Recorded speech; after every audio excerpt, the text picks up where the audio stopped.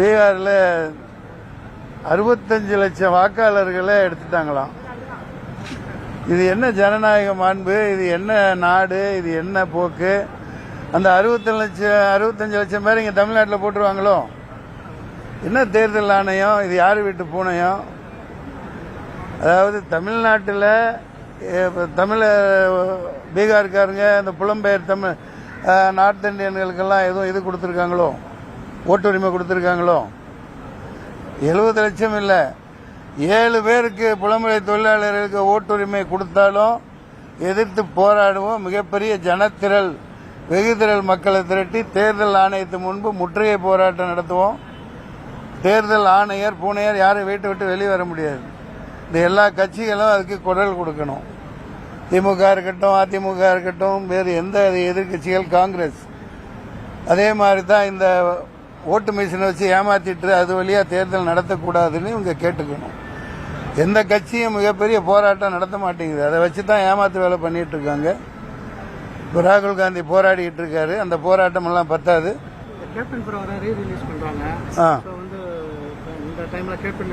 சந்தோஷம். கேப்டன் இல்லைங்கிறது வேதனையா இருக்கு. கேப்டன் பிரபாகரன் மறுபடியும் வருது. நான் ரெடி. ஆர்கே செல்வமணி ரெடியான்னு கேட்டு சொல்லுங்க. சரியா? கண்டிப்பா வெற்றி அடையும். துப்புரவு தொழிலாளிகள் அவர்கள் போராட்டம் நியாயமானது. அது தவறு. அது அவர்கள் தவறு கிடையாது. அவங்க என்ன கோரிக்கை வைக்கிறாங்களோ அதை நிறைவேற்றணும். அது என்ன கான்ட்ராக்ட் பேஸ்ல என்ன பண்ண போறாங்க? அவங்க போராட்டம் எதுக்கானது?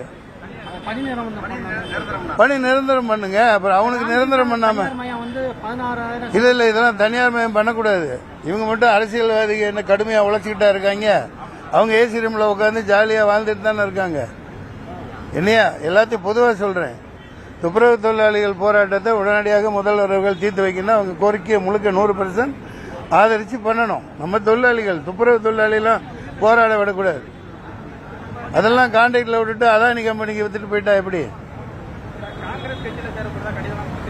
அது ரொம்ப நாள் ஆச்சு ஐயா. அது சொல்லியாச்சு. இந்திய ஜனநாயக புலிகள் இந்த தேர்தலில் சரியான ஒரு முடிவு எடுக்கும். போராடுவோம்.